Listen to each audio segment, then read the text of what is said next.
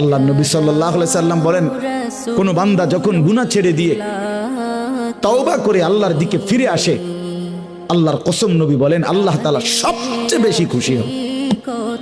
আশাদ্দু ফারাহান, আল্লাহ তাআলা সবচেয়ে বেশি খুশি হয় কখন?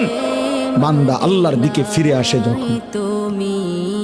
বিতাওবাতি আবদিহি, বান্দা যখন আল্লাহর দিকে ফিরে আসে আল্লাহ তাআলা ভীষণ খুশি হয়।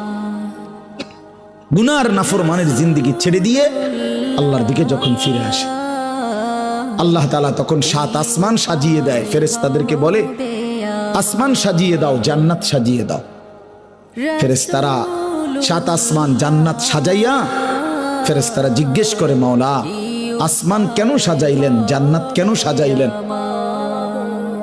তো আল্লাহ তাআলা বলে, আসলাহাল আবদু মাওলাহু, শোনো, আজ এক গোলাম যে তার মনিবকে ছেড়ে চলে গেছিল অনেক দিন, আজ সেই ভেগে যাওয়া গোলাম তার মনিবের সাথে সম্পর্ক ঠিক করে ফেলছে। আমার এক গোলাম আজ অনেক দিন আমারে ভাইগা গেছিল, সেজদা দেয় নাই, আমার হুকুম মানে নাই, পায় অনেক দিন থেকে আমার থেকে দূরে ছিল, আজ সে আমার কাছে ফিরে আসছে।